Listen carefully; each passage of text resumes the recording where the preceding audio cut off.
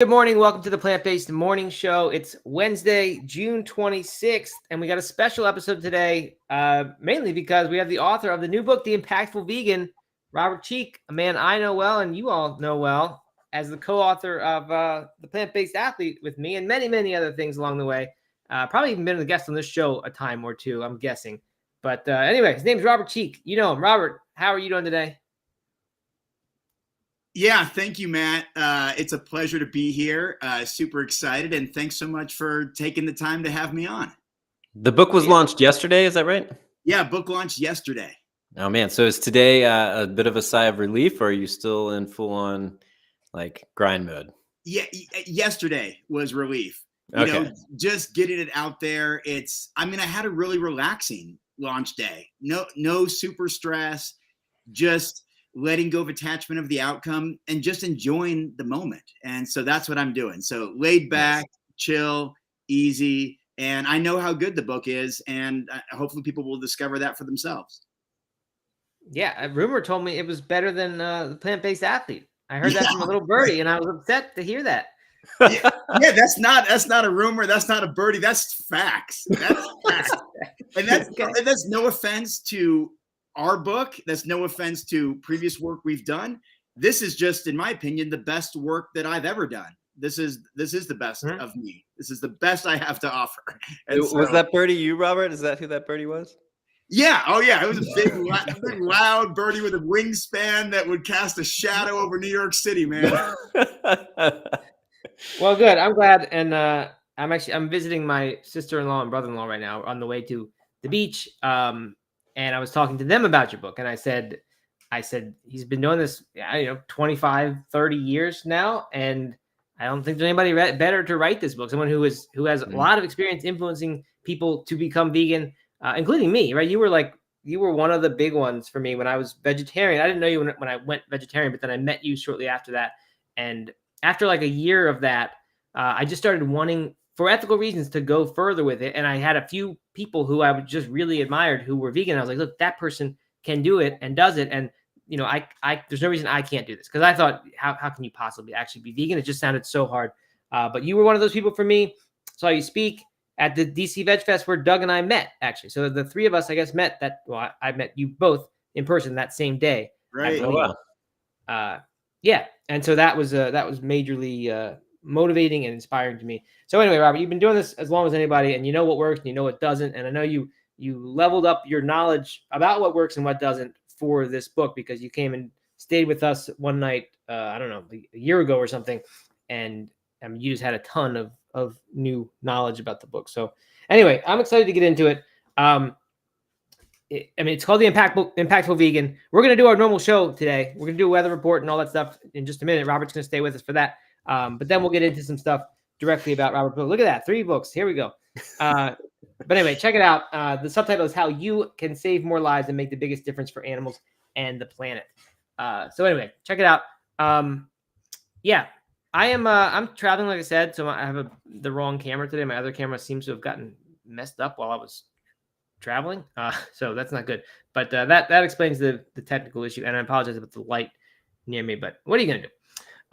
Anyway, good morning to Britters, Brandon Turner, Anne Marie, Dale Stevens, and Jody Shuck, who just met Robert at Veg Fest in Louisville on Saturday. Is that you were doing that, Robert? Yeah, I've been on tour every single weekend for the past 8 to 12 weeks, including multiple trips to Canada and many unique cities throughout America. So yeah, I just came from Louisville. I was there days ago. And now you're back home? I'm back home, yeah. Okay. You get some Louisville vegan beef jerky or whatever that stuff is? You know what? They had a big giant booth there. I didn't get it, but it's being shipped to me. I missed my swag bag in the excitement of the whole event. So yeah, it's actually might be on my doorstep today. That's my favorite vegan jerky. But I gotta say, and when you sent me the book, thank you for that. You also included a pack of vegan jerky, and I haven't tried it yet, but I'm excited to. Yeah, that's part of my approach. It's I part got of a my bunch of approach to the coupons book and too. bookmarks and stuff. How come I didn't get a pack of jerky? Oh, I got jerky. I got some teas, maybe some like vegan Nutella type thing. Like, yeah, I'm pretty Wow. stoked. Yeah, you got a special VIP. Matt just got the basic one. I even got an extra book to give away, which I was thinking we could do on the show either today or later this week. And all Matt got was a note that this is better than our previous book. Yeah, right. Yeah, well, no, I did. Anne Marie also got a copy of the book, a signed copy at the New England Veg Fest. So you've been meeting half the crowd here. It's great. Yeah. Look at that. Yeah, you're back home now. That's like my little Strava itinerary where I've been.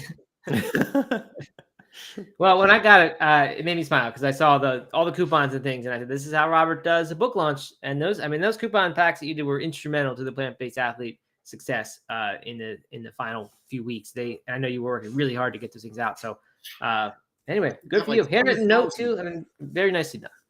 Mm-hmm. Yeah, thank you. Yeah. So anyway, yeah, I guess we'll jump in. And Erin texted me this last night. I didn't hear it because I was on the road all day. I didn't hear it until last night. But she texted me the news about Dr. John McDougall, who has been an influence on probably everybody here. One of the big vegan docs passed away in his sleep. Sounds like on Saturday, according to Plant-Based News. And he was 77. He had a stroke when he was 18. I didn't know that, and that's what launched him into his journey as a wellness author and doctor. Of course, he's known for the starch-based approach. The McDougall Plan, I think, was his first big book. Then the Starch Solution, of course, is one that was big. He was on No Meat Athlete Radio to promote the healthiest diet on the planet, I think it was. But anyway, I mean, major influence on a lot of people who are now maybe perhaps bigger influences out there, younger people in the social media world. So very sad to hear that. But Robert, you must have known, I mean, you're friends with everybody in the plant-based movement, so you must have known McDougall. Yeah, not very well. I saw him in September when he was receiving a Lifetime Achievement Award at the International Plant-Based Healthcare Nutrition Conference that was in Palm Springs. So I posted a short little tribute yesterday with the photo of me and Dr. McDougall from, I guess whatever that was, 8 months ago or something. And yeah, it was really unfortunate to hear the news. I'd met him a couple of times, and of course, I worked for Forks Over Knives, and he was a key part of that film, which really catapulted this plant-based diet into much more mainstream where it is today. And so he deserves a lot of credit. And he was also one of the original, like really one of the founding fathers of this plant-based whole food movement, and someone who really stood up for the truth and was unwavering in that regard. He was very kind of stern in his perspectives, but he was always a truth teller. That's, I think, one of his greatest reputations, that he was unafraid to tell the truth, whether people wanted to hear it or not. Yeah, obviously he would certainly qualify as an impactful vegan, no doubt about it. He impacted all of our lives, I think. Yep, absolutely. So yeah, sad news to hear that, of course, all around the vegan and the nutrition worlds. All right, so I mean, we kind of did some introduction here, Robert, with the idle chit chat that we had at the beginning. I guess we'll do is jump into our weather report, where we run down the big items in the news. There aren't honestly too many today, which is good because I want to get more to your book. Nor do I have the music that would accompany the weather report that lets everyone know this is the weather report section of the show. We don't have that music today, so we just got 2 items and we got no music. So here we go. Number 1, Thailand's FDA, which that's the Food and Drug Agency. They call it the FDA over there too. They've published draft regulations proposing new bans on plant-based alternative labels. What they're doing here, I mean, it's the same stuff we hear everywhere. In this case, they're only focusing on the shape and character of the product. Sorry, those are the terms that still remain allowed. So you can still use, if this legislation passes, words like patties, mince, sausages, and even bacon and pepperoni for some reason. But so you could say a plant-based burger, but you couldn't say, for example, plant-based chicken burger. I think these examples are directly from a Plant-Based News' article on it. So, I mean, not too much different there. I guess that sounds like a very reasonable way to do it. I don't know. And it seems like that's almost the case now, because you see people who misspell chicken on purpose, so they don't put chicken on there to confuse people. So I don't know. This doesn't sound too drastic to me, but it is happening. And I would imagine Thailand's going to be I don't know, just because of the proximity to Singapore. They'll be having some cultivated meat over there soon. So this will have a different meaning when that stuff is out as well. So there you go. I don't know. Anyone, any thoughts on this? I mean, pretty standard. You know what is drastic though, Matt? I was in Thailand in December and I was at the gym and I looked outside at a vending machine and they had chicken shakes, chicken breast protein shakes, like chicken breast and strawberry. I took photos of it. I posted it online. It's a real thing. They've got all these different like blended meat protein drinks with berries or with greens in a vending machine at the gym. So chicken breast protein drink. Yeah, with strawberry. And it's like 72 grams of protein, I think they advertise. It's just an insane amount. But at the same time, Thailand has some of the most vegan-friendly cities in the world, Chiang Mai being one of them, which I mentioned in the book.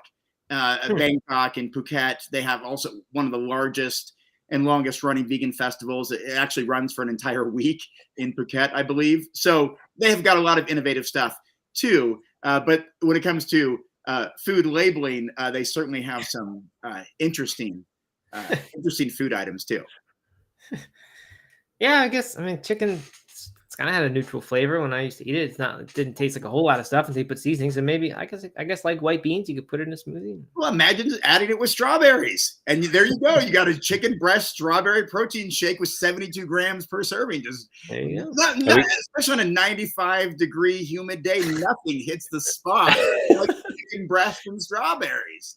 Are we gonna start seeing plant-based chicken breast and strawberry smoothies? You know, if we want to be competitive in the marketplace, we have to see what's popular, what's selling, and that's you know what? Do you know any VCs? I think we need to invest in that right now. Yeah, I mean that's Complement's new product, I think. Yeah, stop the weather report, changing the weather, changing the seasons. Let's get Matt on the phone here. Yeah, perhaps Thanksgiving, a turkey. Add cranberry to it. Turkey cranberry protein drink. Sounds like an Oatly promotion, honestly. Yeah, we could pair with Oatly. We could partner with Oatly and Daring and not Co and then throw in some berries and we're good to go. All right, enough of this nonsense. Next item, the weather report. Fridge, literally farm to fridge. All right, better news for the plant-based world. Over in West Hollywood, they are going green, like Robert with his collard green shirt. Plant-based food is now, this article from, I think, CBS says, now required at all city events, which is kind of strong language when the other article I saw about it said that it was now the default at all city events. They do go on this article and say, and animal products will only be available upon request, which basically means plant-based is the default, but I guess you can apply. I don't know if everyone can get animal products or if you have to be approved or what. But it sounds like the default is plant-based now for city events. This won't apply to co-sponsored events, and it doesn't apply to privately held events in West Hollywood, which is pretty obvious why it'd be strange if they required all privately held events to all weddings are required to be plant-based. Right, every celebrity wedding now has to be. Right. They said they're doing it for environmental and ethical reasons. Interesting to see the word ethical get in there. They said plant-based. Well, they cited a plant-based, the Intergovernmental Panel on Climate Change that said plant-based meals can lower carbon footprint by 63% compared to animal-laden meals. So there you go. Hollywood's going plant-based. I actually kind of like this. I think this is, if this said we're requiring to be vegan, I'd say this is going too far. You're going to turn off more people than you turn on, or than the positive thing you do when you make a law like this that so many people would disagree with, which we'll talk about that idea in regards to Robert's book in just a minute. But making this the default, the idea of nudging people in the right direction by like setting the default is one thing, and then just minimal effort required to get a different setting. I think that's an effective way of making change. There's actually a whole book about that called Nudge. Yeah, I like it too. We saw that at the New York City hospitals, right? Yep, successfully there. And I mean, I think it's a great idea. What'll be interesting is the as they roll this out, how it's going to be hard for them to judge how many people are going to be requesting the meat meal, I think, and so it'll be interesting to see how it kind of rolls out. But I think it's a great idea. I think it's a really good way to softly nudge and kind of change the conversation a little bit, from a predominantly meat focused meal to a plant-based meal with meat if you want. You know what? I think you have correctly interpreted this. I interpreted it for some reason as that it was going to be plant-based stuff, and like if the organizer of the event wanted it to be something different, they could request to have different food, not the individual selecting the item. Yeah. But Okay. if it's a city event, then there's only one organizer, because this doesn't apply to co-sponsored events. So it's always going to be the city. So I don't think there would be requests made by entities doing the events. I think it would just be the people, the individuals. So yeah, that's an interesting point, that the individuals would be the ones maybe who are making this decision, which is good, and that's much more like the hospital setup. So kind of related, but not entirely related. I heard an ad read for a Brazilian steakhouse on the radio this morning, and it was, the host of the radio show was reading it. It was clearly pre-written, so it wasn't off the cuff. And the entire focus of the read was about the salad bar and how it was friendly for their vegetarian daughter. And it was like, at the very end, they talked about the 10 different cuts of meats and whatever that she and her husband enjoyed, but the rest of it was like how it was a good place for everyone, including vegetarians, and the salad bar and the desserts and all that stuff. And I was just like really surprised that they would do an ad read that was geared towards vegetarians for a Brazilian steakhouse. Yeah, that does seem like an odd use of resources. I mean, they in some way you risk turning off the people who you probably depend on for support of a restaurant like that, just because it's all become so politicized now. Yeah, I don't know. Interesting. But I mean, who knows? Maybe if you can be the steakhouse that does cater to vegetarians, then suddenly you can have a lot more parties that involve a few vegetarians. Yeah, I wonder if it's a problem for something that is a steakhouse. Yeah, I'll tell you a story. Especially in a city like Asheville, I'll tell you a 30-second story. When Brendan Frazier and I first went to the Natural Products Expo back in 2006 to launch Vega, we went to with the team, because Vega was founded by a non-vegan, Charles Chang. We went to a steakhouse. Charles, Randy, me, and Brendan.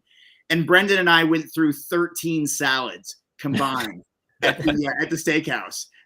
Because Charles, the founder, and Randy, the general manager, non-vegan guys, they wanted to go, or on this work trip in Anaheim, they wanted to go to a steakhouse. So that's where we went. And Brendan Frazier and I, just another round, bringing salad, take another one. 13 of them. I don't know what the bill was at the end, because it wasn't like an unlimited salad bar. We had to buy a salad every single time. Right. But so maybe we set that off in motion. Yeah, there you go. The Robert Cheeke effect. We were impactful vegans back then. Arugula to the rescue. I've been nowadays you can get not since I went vegan, but as a vegetarian, I went to a Brazilian steakhouse and remember the salad bar actually being quite plentiful. Makes sense. I would imagine Brazilians would eat plenty of vegetables along with meat. Maybe they don't eat a lot of carbs. I don't know. Yeah, and there's a steakhouse down in Orlando I think it's Charlie's, that has had that vegan one. I forget which one. Juicy Marbles or one of those vegan cuts for $75 on there. So that's kind of interesting. I don't know. I'd enjoy going to a fancy steakhouse and getting a fancy vegan steak. I think that'd be good. Yeah. I haven't had a whole cut vegan steak that I can think of, except for the meaty foods. I've had a couple of those.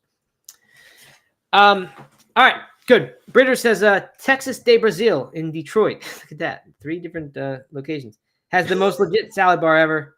I did love eating there for that. Interesting. Who knew? I didn't know steakhouses were big on salad bars, but good.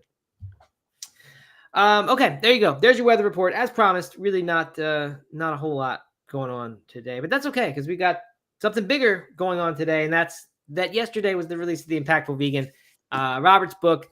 I've been leafing through it a lot. Super pumped about it, Robert. I think this is great. I mean, it's an interesting book. It's a I don't know. Like I was telling my brother-in-law today, like this, it's just a great thing that someone wrote all this stuff down, because I think a lot of people are out there doing it, trying to spread the message, and they start by changing their own behavior. That's maybe just step one. And then maybe you do something that makes that more or less visible, depending on your particular approach.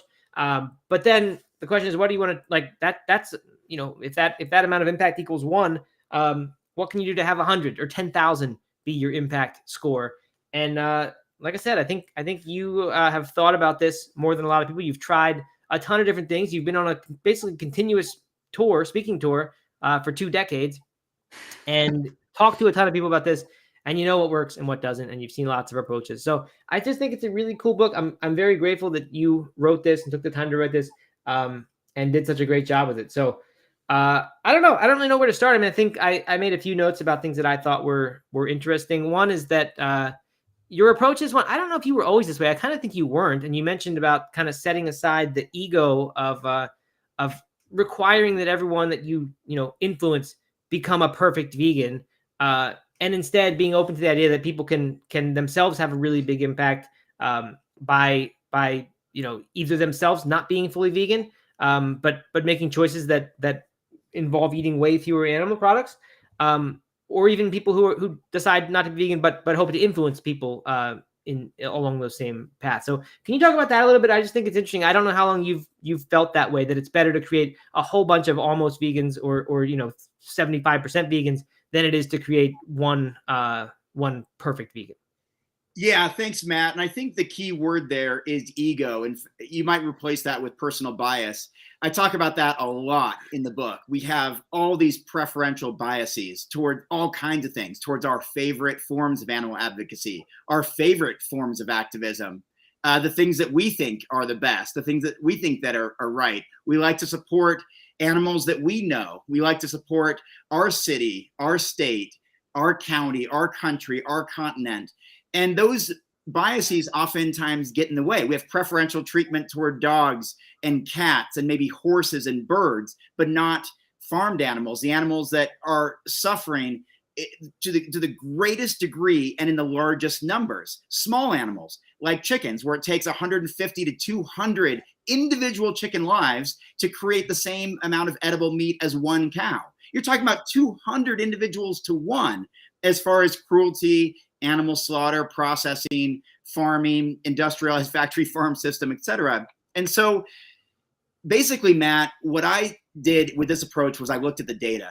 I looked at the evidence, and this was very much inspired by Peter Singer and William McCaskill and Nick Cooney. And their focus is on data, not your gut, not your hunch, not your feeling, not your emotion. You have to take emotion out of it, because it's very easy to get emotionally connected to domesticated animals or a pet or something that we care about. Even an animal that we see down the street, maybe our neighbor's dog or something. But there could be even that same species suffering to a much greater degree in India or in Thailand or somewhere else. Why do we put the interests of one above the other just because of proximity or personal bias or out of sight, out of mind? And so I take a global approach. That's why I'm such a big fan of supporting international organizations where the US dollar stretches so much further. I give countless scenarios and examples, whereas like if you were to walk down the street and you reached into your pocket to grab your phone, but while doing that, you bumped $100 bill that was in your pocket and fell out on the ground. You don't have it anymore.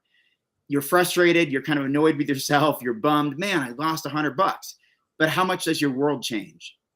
Not a whole lot, except maybe you'll be a little more careful next time. But if that same $100 landed into the hands of the poorest people in the world, some people who literally only eat once a week or twice a week, that would change their life forever.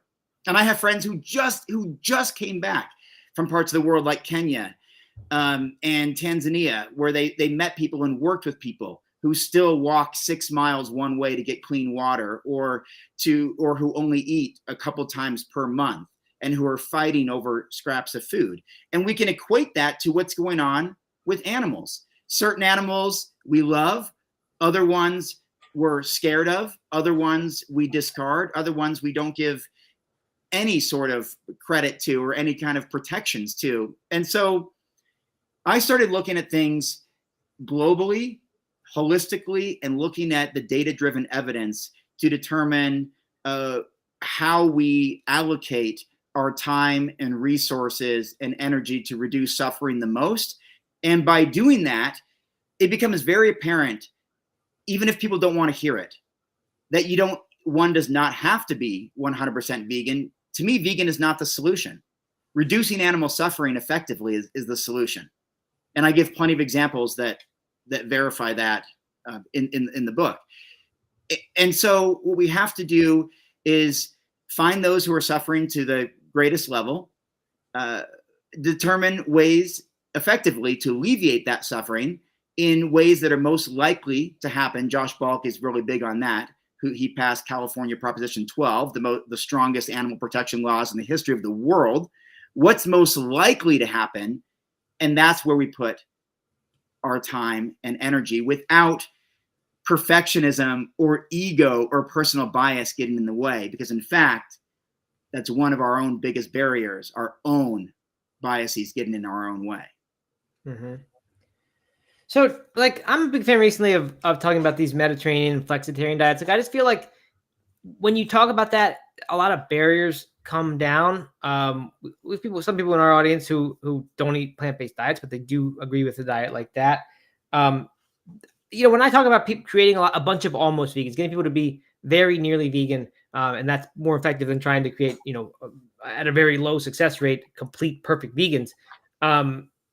I guess I'm thinking of people who are like, they eat meat once or twice a week, not too much. But like, what do you think about these? Like, do you think it's a valid approach for someone? Like, is someone reducing a significant amount of animal suffering when they go and just shout from the rooftops what a Mediterranean diet can do, or flexitarian? Like, do you think that's like, is that enough for people to make a really big difference?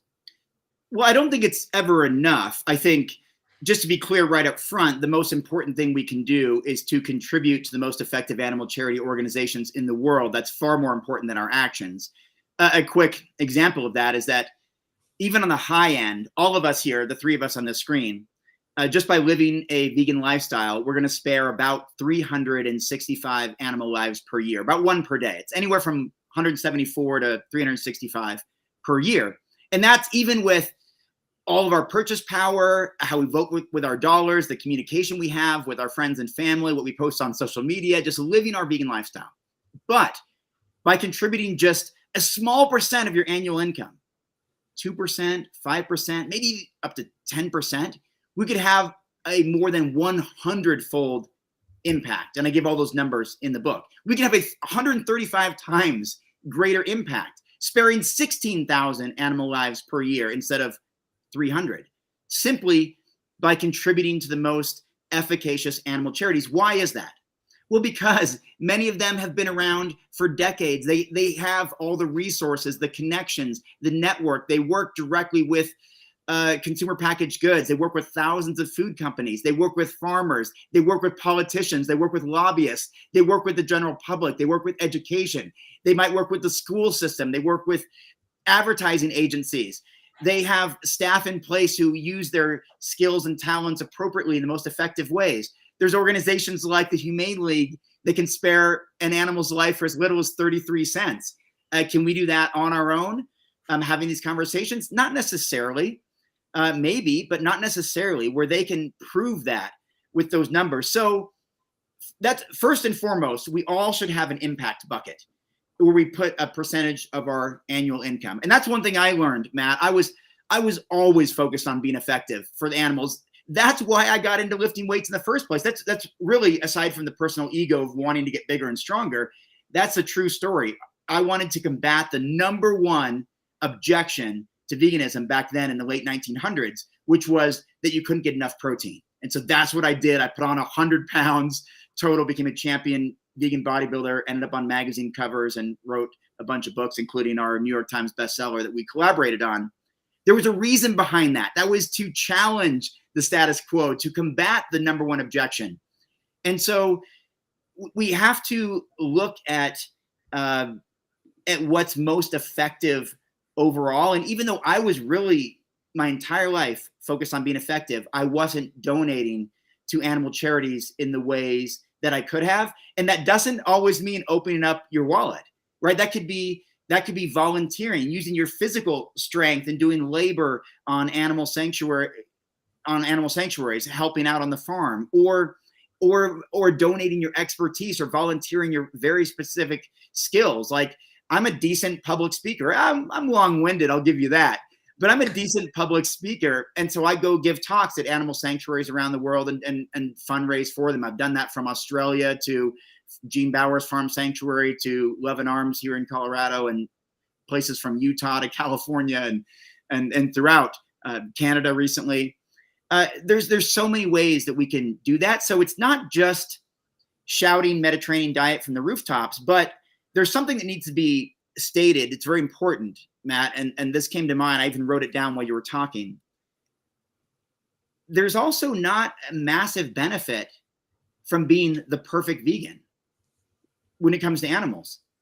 Because guess what? And this is going to bother some people. I mean, it bothers me. There are vegan recidivism rates as high as 84%. 84 out of 100 people who claim to be vegan at some point in their life will go back to eating animals. So even the perfect vegan doesn't always stay vegan. And that's why I talk about things like the forks over knives effect, or what McDougall did, and what all these great plant-based doctors have done, which and Chef AJ, which is cultivate eating habits that stick for the long haul.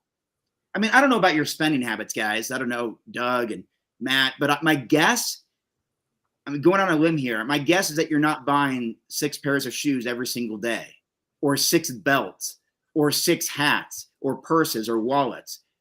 But you sure as heck are going to sit down and eat about 6 times a day, whether you count those or not. It's happening whether you're grazing or having 3 big meals and 3 snacks, or pre and post workout. It's for the average American, it's about 6 meals a day. And that matters, what you put on your fork or put on your plate 6 times a day. That's why 99.9% of animal suffering is in the food system.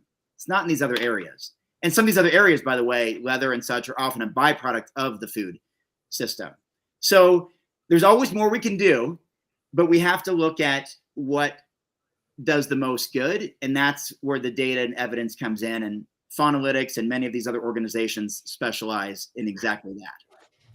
In the book, you list a bunch of charities that are doing the best, that have the most impact. But can you run through a couple of them here for people who are listening and maybe inspired to contribute? Yeah, thanks, Doug. First of all, I would encourage you to go check out Animal Charity Evaluators. It was set up about 14 years ago, ACE, Animal Charity Evaluators. They have looked at, with all kinds of criteria, just like Dr. Furman does with his Andy score, with dozens of pieces of criteria to evaluate the most efficacious animal charities in the world. They've scrutinized and evaluated more than 3,000 of them. And guess who's the cream of the crop? Guess who's at the top? It's the Good Food Institute. It's the Humane League. It's Mercy for Animals. It's Faunalytics.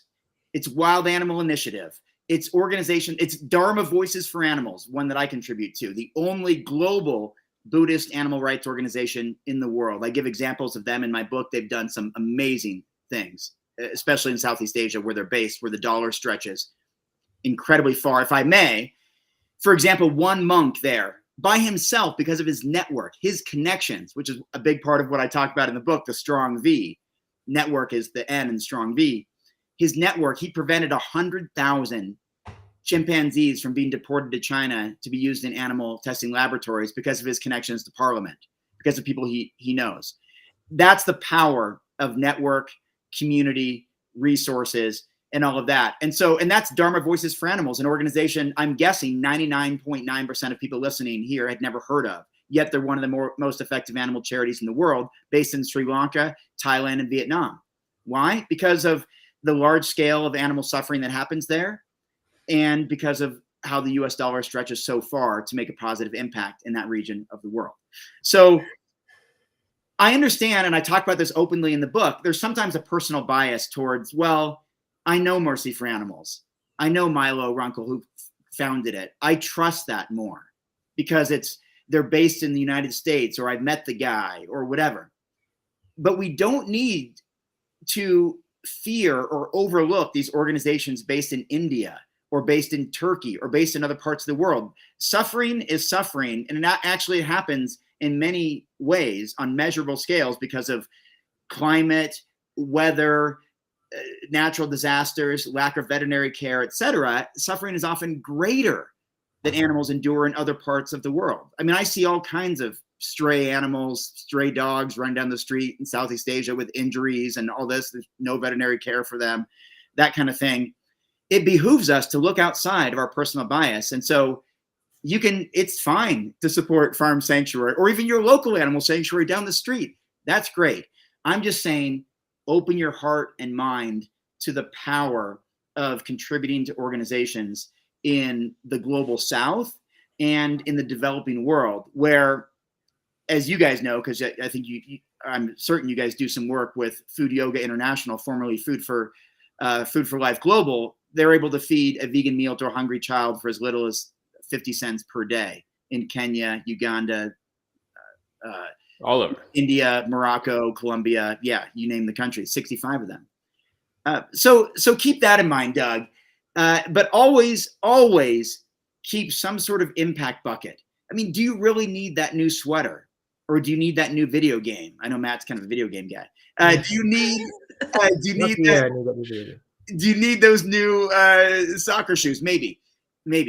But sometimes we just pause for a moment and consider that if you make, I don't know what the stats are now, but it's something like if you make like $30,000, you're one of the top richest people in the whole world globally, because like 85% of the population lives on like $15,000 a year, something like that.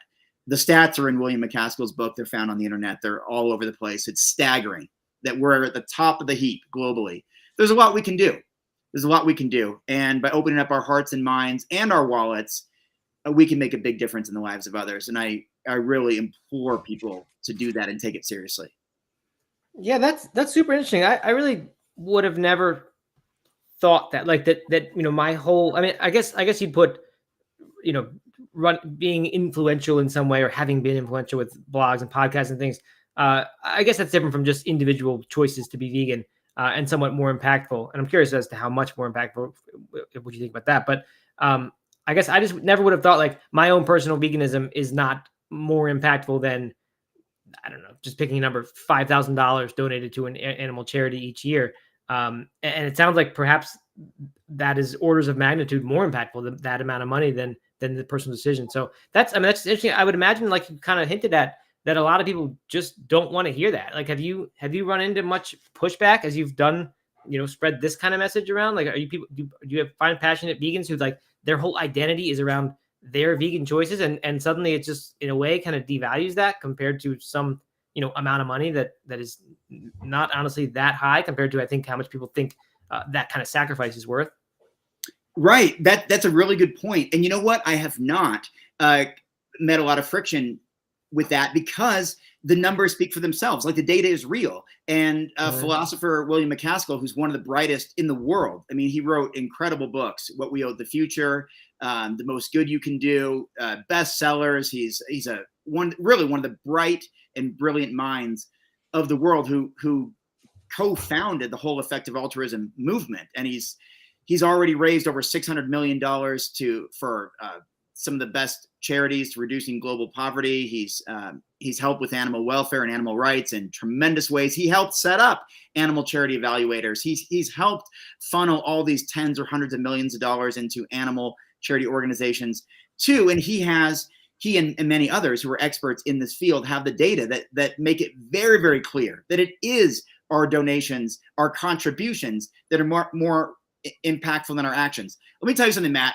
You and I probably have a similar background in this particular area, and maybe Doug too. I'm not sure. Let's say there's a major natural disaster.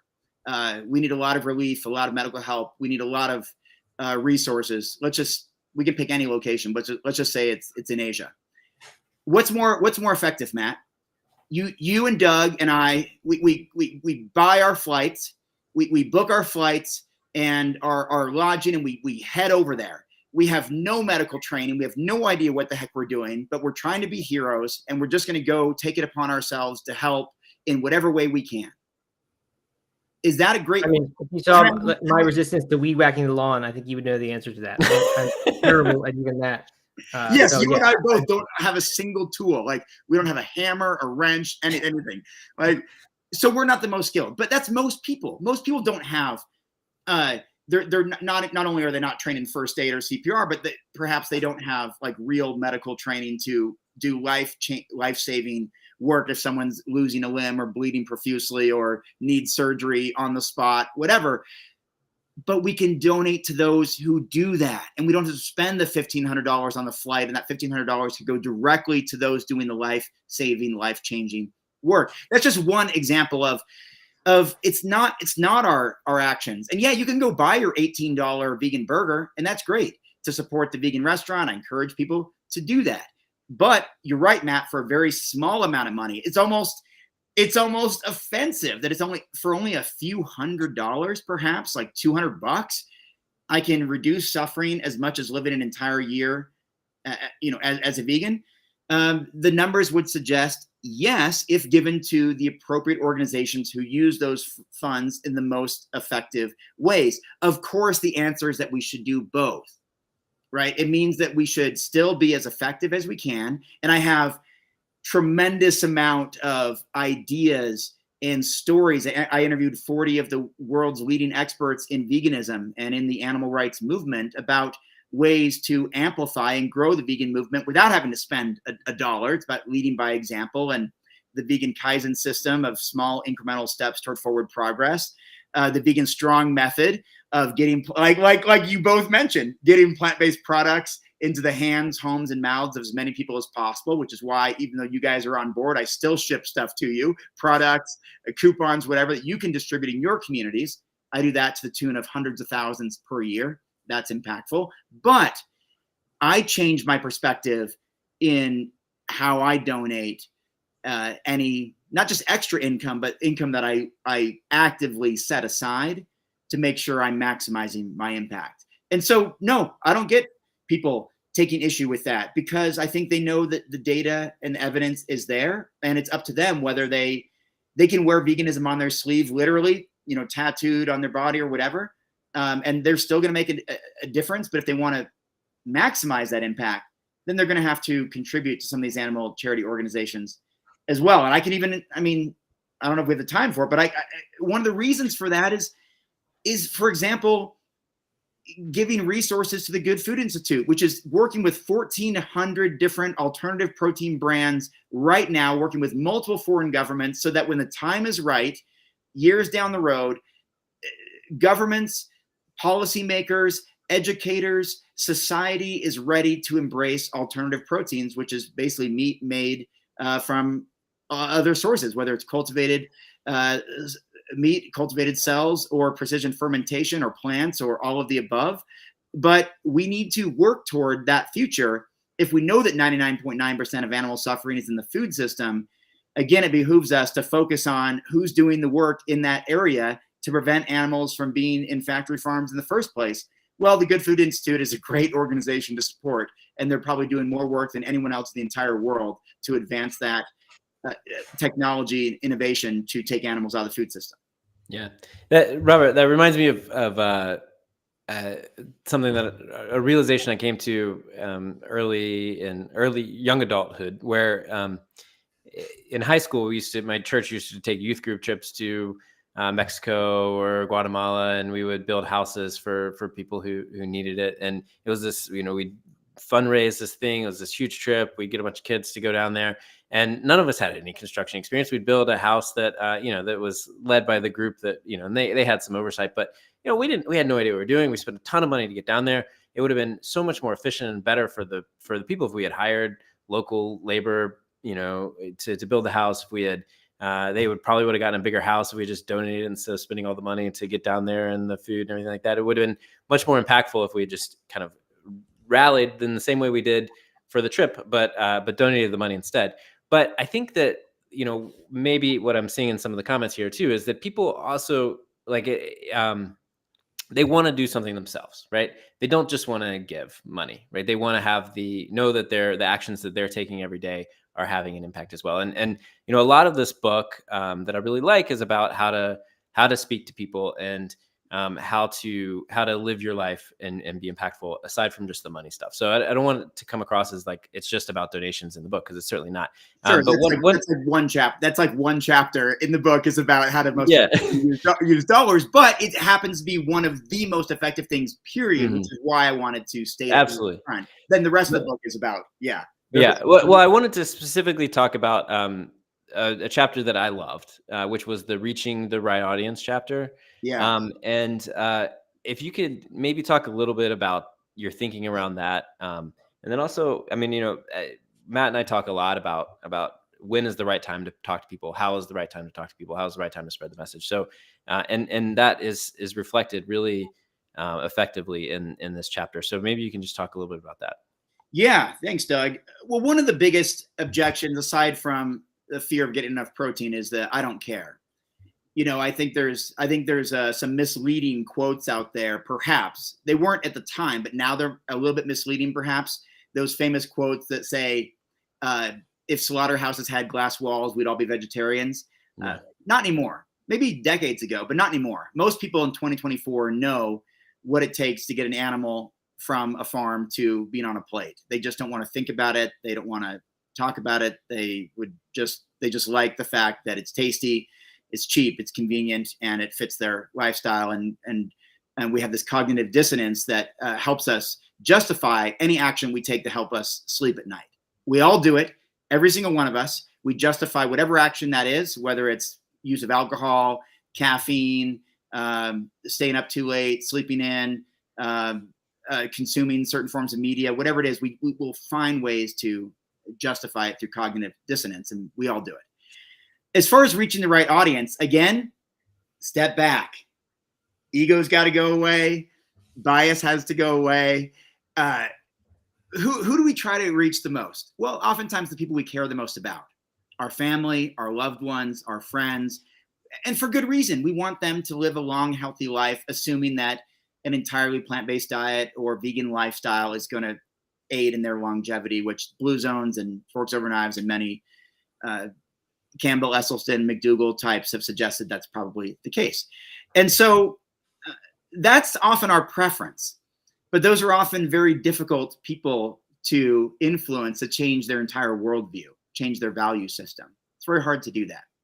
So what we have to do is look at low-hanging fruit. This is what everybody does. Politicians do this. This is advertisers do this. Marketers do this, right? You have to look at who's most interested. So who's buying food?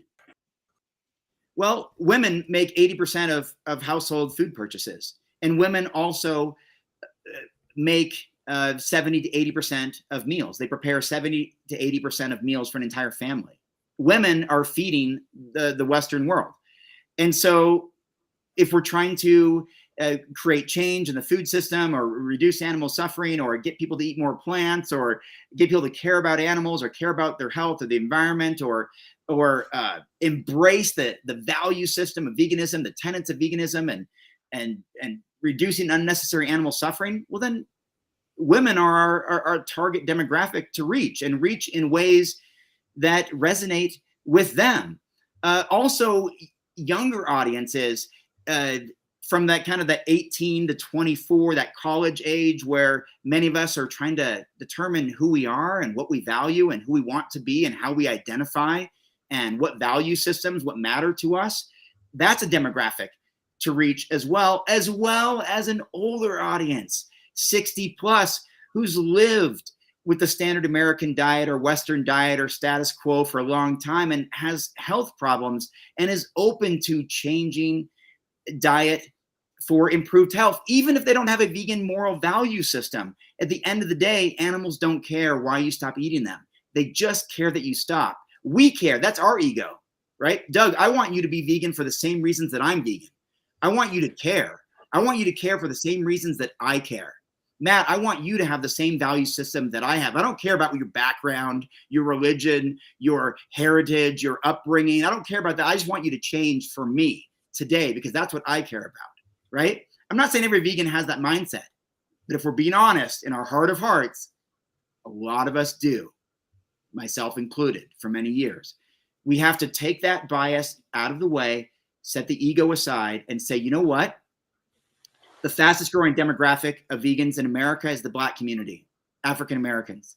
It's African American community. They're the fastest growing. I wrote about that in the book. I interviewed Will Tucker. I interviewed a bunch of people. I gave all kinds of stats, numbers, quotes, examples, Tabitha Brown, Pinky Cole, the hip hop movement, all kinds of influences. People of color who are putting on the largest vegan festivals throughout America these days.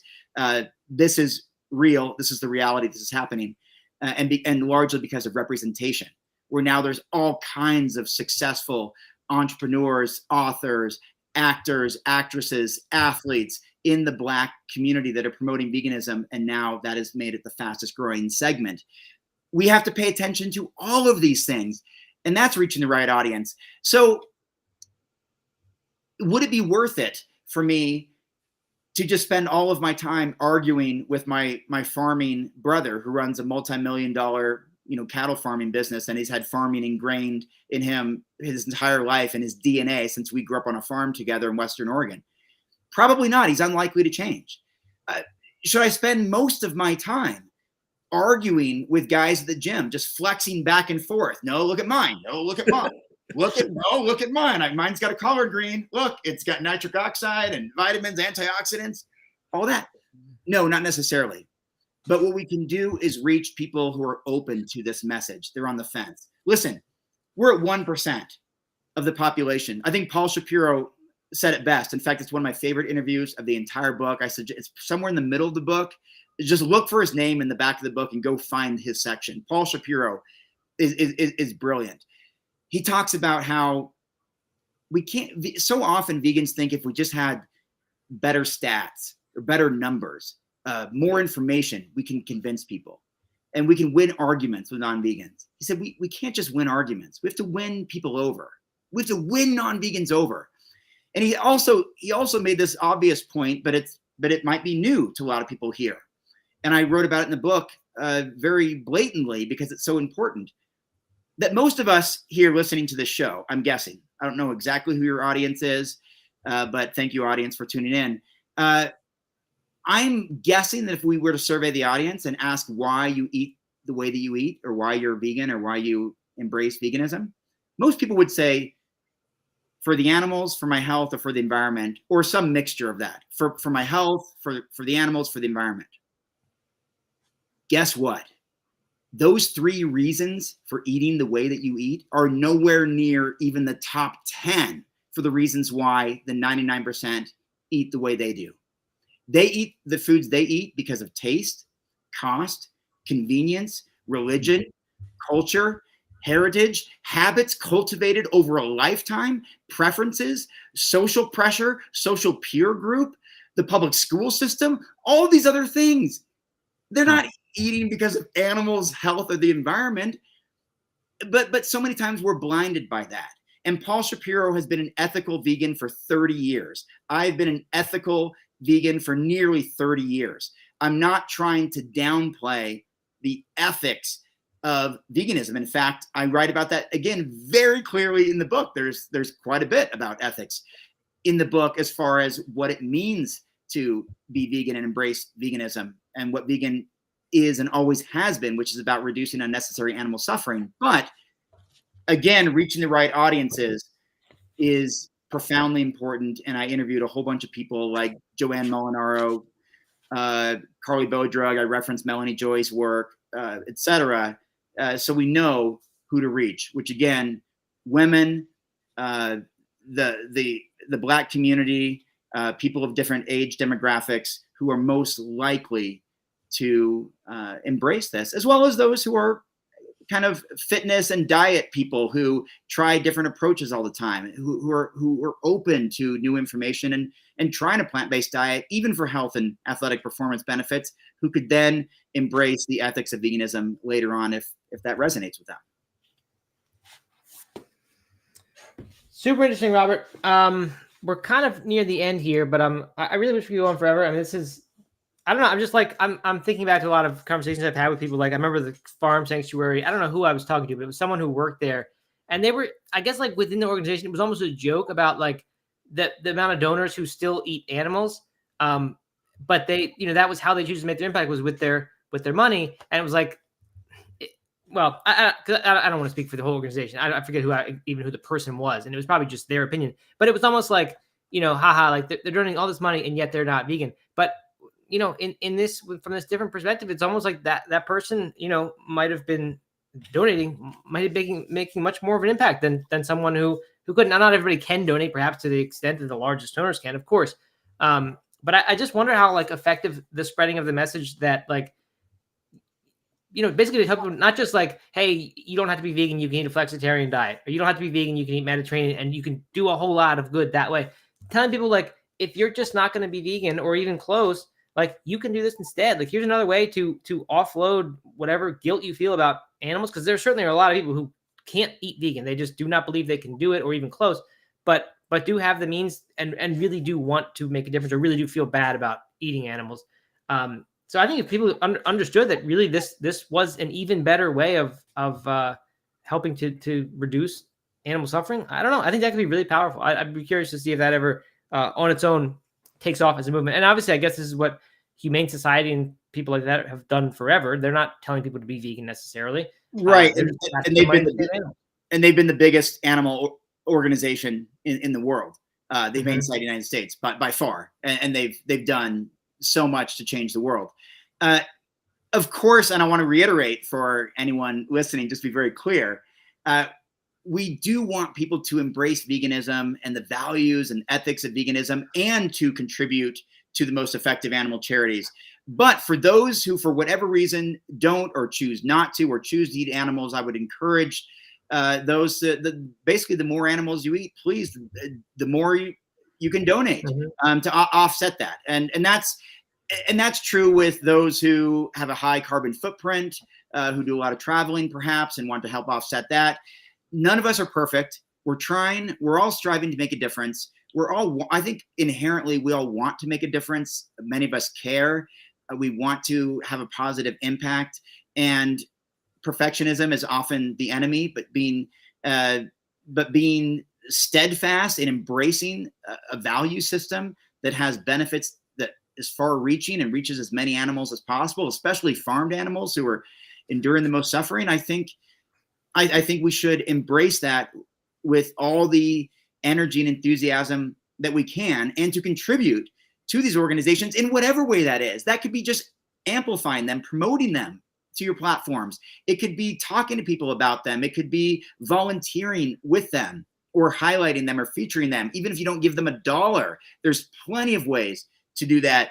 And obviously we didn't get into it today, but one of the biggest things is one of the core themes in the whole book is to use your strong V, which is your skills, talents, resources, other strengths, network, generosity, and volunteering as effectively as possible. And there's an entire chapter dedicated to that, because most of us are sitting here totally unaware of how powerful we are. We don't consider our neighbor or our uncle or as far as them being our part of our connections or our contact, even if they're a manager or a decision maker or an influential person in their business or in their world or in the world around them.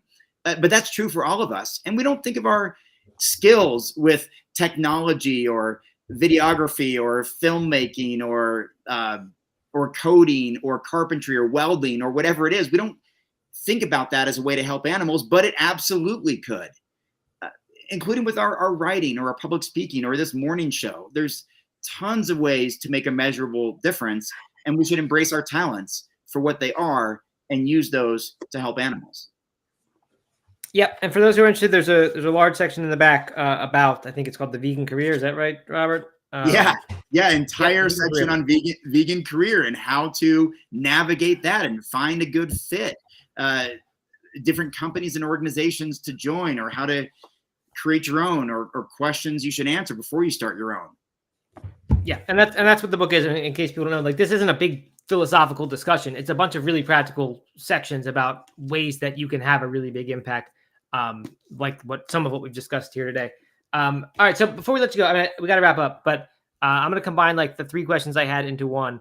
I came across the Funalytics data that said protesting can actually be bad, and it made me chuckle because I'm constantly, especially recently, just saying how much I hate these protests. We see protests, we see vegans taking over restaurants, we see people defacing artworks, dumping milk on grocery stores. And every time I'm like, I think this is doing more harm than good. It embarrasses me to be associated with, the same name of a movement as this stuff supposedly is. Doug, I don't know if Doug disagrees there. I think he does agree that some of this does more harm than good, but protesting in general, more broadly, I think he thinks is a positive thing, has been for democracy and many other things. And I understand that. On that topic, I mean, just barely related to, I don't want to get into that discussion because I think it's just too big. But related to that, I do wonder about the plant-based meats. Are they doing more harm than good? Because we talk about plant-based meats all the time on this show. It's like the number one news item there is when it comes to the plant-based stuff. It's become so politicized. It's like there's this thing where that meat is what the government wants us to eat, to lie to the people and get us to eat that to supposedly save the environment, whatever. It's just a huge thing, and it's this charged thing now. Aside from the fact that it's arguably not that healthy for us, it depends on which study you look at, and obviously they're saying different things. Like, do you think that stuff, like, is that aspect of the technology to you? You mentioned, I remember in the beginning, something about the oat milk beverages, just the possibility of having non-dairy beverages, and that is kind of been a very successful part of plant-based products penetrating mainstream markets. Do you think that is like a very significant avenue by which animal suffering will be reduced, or do you think it's going down a road that's not nearly as helpful as the old, like, just eat beans and vegetables and fruits and things like that? And then cultivated meat too coming along. I mean, that's obviously a whole different wild card in there. So I don't know, just really quickly, I'm just curious about your thoughts with regard to that topic and animal suffering. Funny, I love how you preface it with really quickly, talking to Robert Cheeke. I know. And I understand that you still had 3 questions and we're an hour into it, and I apologize. We only had 5 questions total, so I'm a writer, not an editor. So really quickly, pun intended. Let's start with Matt. I think one thing we all have to recognize is to pause for a second and realize that those with the strongest opinions have the loudest voices. So whatever you see coming out of your news feeds, or when you're looking for things to talk about, or whatever, is this good or bad, or these what are they called, clickbait links or whatever, plant-based meats are killing us or whatever. Again, remember, these are just some of the most opinionated people with the loudest voices, just trying to stir things up. The reality is that they're already plant-based meats have already spared the lives of millions or hundreds of millions of animals. They've done this in mainstream restaurants, grocery stores, to the tune of 80,000 different stores that they're in. We're talking like the Beyond Meat, Impossible Foods, Boca. And by the way, I think Beyond Meat only makes up like 2% of all plant-based meats. They just tend to be a kind of a popular brand. They're kind of like Nike and or Microsoft and Apple, with Impossible Foods and Beyond, but they're not even near the biggest. It's like Kraft Foods, Boca, Morningstar Farms. These are by far bigger as far as unit sales, dollar sales, because they're just so much more mainstream and have been for so many years. They are doing good. We're able to see the numbers. We're able to see the sales numbers. We're able to see the adoption rates. We're able to see that people are changing behaviors. And we've tried the black bean burgers and those kind of things for 60 years. And it's mostly the health focused hippie movement, vegan vegetarians who are open to that kind of whole food diet or whole food plant-based or more natural way of eating. You might find at a co-op off to the side of the road in Asheville, North Carolina, but you're not going to find it as mainstream as something that tastes and looks like chicken that's available in every Kroger store, every Costco, every Safeway and Albertsons. And this is making a difference. And, yes, it might turn some people off, but so many things do. And yes, it's not perfect. I already even suggested, I almost poked fun at the $18 burger already. The price point's not there. The taste may not be exactly there yet. The convenience factor is not quite there yet, but it's early. I mean, it's only been 10 years or less since these big brands have been around, Beyond, Impossible, and some of the others. This is still very early in the process. Imagine having this conversation 20 years ago about, someday we might have, burgers that bleed like meat or whatever. And we wouldn't even believe these kind of conversations, or that there would be ads during national championship sporting events, or that there'd be 7-figure contracts for people to represent these brands. We never would have thought about that. And I think because of our ego and our bias, we want everything perfect right now. And I get it. There's countless animals suffering every single second of the day. I get it. Inflation's high. I get it. Prices are high. I get it. I want something I want every airport in the world to cater to me. I get it. I get the impatience. I get the preferences. I get the ego. I get the biases. I get the privilege, right? But we need to be patient. And that's why we need to support organizations like the Good Food Institute or the Better Meat Company who are working to do this, who are working in this sector of improving plant-based meats, precision fermentation, which is fermented vegetables that have a meat-like taste and texture, almost identical to chicken. I mean, Better Meat Company with Paul Shapiro has been doing it for years. They've displaced already the need for over 500,000 chickens to be used because of the products they've created and sold to companies. That's do you think that matters to those 500,000 chickens? You're dang right it does. And how many millions and millions of animals have been spared already just because of Beyond Meat and Impossible Foods? Do you think those matter? Do you think that matters to those individuals? Absolutely, it does. So even if something has a bad reputation or it's not perfect right now, just look back 5 or 10 or 15 years ago and how perfect was it then? And we're on a trajectory, and we all need to play a part in supporting this. Don't complain when your vegan restaurant closes if you never supported it. Don't complain if your vegan chicken option is no longer in the freezer section of your grocery store if you never bought it. Don't complain that your family is not making vegan options for the holiday meals if you're not introducing them to them or asking for it or supporting those products in the marketplace. Don't complain that vegan only needs to be this, that, or whatever. Don't have your own definition of veganism mask what veganism is all about, which is reducing unnecessary animal suffering. And that's, I think, what we have to focus on. And so I think that these products are absolutely a net positive, and it's something that is going to continue to be a net positive, and we're just very early in the process. Very good. Race Lover says if it wasn't making a difference, it wouldn't be attacked so much or so hard. And that's probably true. I haven't really thought about that, but that's a very good point.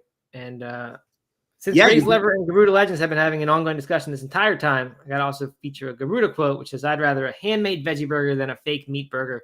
Veggie burgers are underrated." That is a growing sentiment, I think, even among vegans recently, is like this return back to the whole foods and stuff like that. And I think, that has sort of come with the idea that maybe these fake meats aren't the future like we think. But I think your points are very good, Robert, that and I also think very, very early. And this is not to offend that person, but that's your opinion. That's your bias. That's not what the 99% is looking for. Again, we're trying to reach the 99%. Do they want the handmade veggie patty, or do they want something that tastes almost like the chicken sandwich they're getting at the restaurant? I can have my own preferences. You guys know I lean a little bit more into the whole food plant-based diet than some other people. But that doesn't mean I don't support with everything that I can these alternatives that are designed for the 99%. I'm trying to reach the 99%, not serve my own personal interests. We make most of our meals at home. Yes, I still support vegan restaurants and all that, but my wife prepares most of our meals at home. But again, we know that 80% of Americans eat fast food once a week. 37% of Americans eat fast food every day. 20% of Americans report to eat one meal a day in their car, which is a suggestion of eating fast food. So that's what we have to look at. It's not the burger patty that I prefer. I could tell you what I prefer all day long, but it's the marketplace. It's supply and demand. It's the 99%. And if we don't reach them, we have no hope. 99% of people are contributing to 99.9% of animal suffering in the food system. If we can't reach them, we're in trouble. We're in trouble. And that's what this book is about. Impactful Vegan is about how do we reach them in the most effective ways that resonate with them and that will get them to change their viewpoints, but most importantly, change their behaviors. All right. Wonderful. Robert, I love it. Love this book. I hope a lot of people check this out. Please read it. Makes you feel good about being vegan, honestly. Makes you feel good about what you're doing, the decisions you're making. I don't know. I like books like this. So again, thank you, Robert, for writing this. Thank you for this kind of work. I like this new side of Robert Cheeke. This is interesting to me. The egoless, just data-driven, wants to make a difference. I like it. It's just exciting. So I hope you do much more in this area, and I hope this is immensely successful for you. And yeah, one more comment. I'd say it's a really good blueprint for how to be impactful, period, not just around veganism, I think. Yeah. Of course it's going to be attractive to a vegan audience, but maybe as I was reading it, I was made me think of other ways I can be impactful about other passions that I have outside of veganism too, which is important for everybody. Yeah, absolutely. Well, I appreciate you guys. People can get it. It's the #1 best-selling animal rights book in the world right now on Amazon, which is by far the world's largest bookstore. Last I checked, perfect 5-star reviews. I worked incredibly hard on this. Had a team of 40 people contributing to it, a team of 5 editors. I wrote 1,000 pages, distilled into the best 300. It's the best work I've ever done. No offense to our previous New York Times bestseller, now published in 9 languages, Matt Frazier. It really is the best of what I've produced. I'm so glad that it's resonated with you guys. It's designed to make a difference in the world. And I'd love to be back on to discuss more of these topics in the future. If you would welcome back a very long-winded, collared green wearing, impactful vegan advocate, I'd be happy to hop back on. Were you on before? You must have been, right? I've been on before. Yeah. Okay. Yeah. I think our plant-based morning show, virtual tour was when I began. I think because you and I said we're going to do something for a month. We're going to do these things every day for a month or something leading up to the release. Do you remember that? Yeah.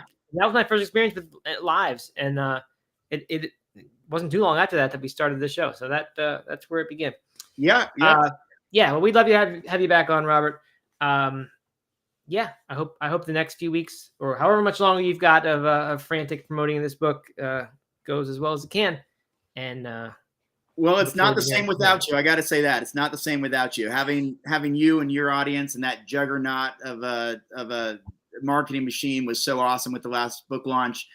But I'm so honored that you had me on today and that you're getting behind this book, and it means a lot. So I just want to say that on a personal note that 3 years after we released our major New York Times bestseller, that you're having me on, and you're seeing another side of me and the work that I do, and I'm very proud of this work. So thank you. Yeah, good. All right. Well, we are grateful to have you on. Thank you, Robert. We will talk to you soon. Thanks everyone for listening.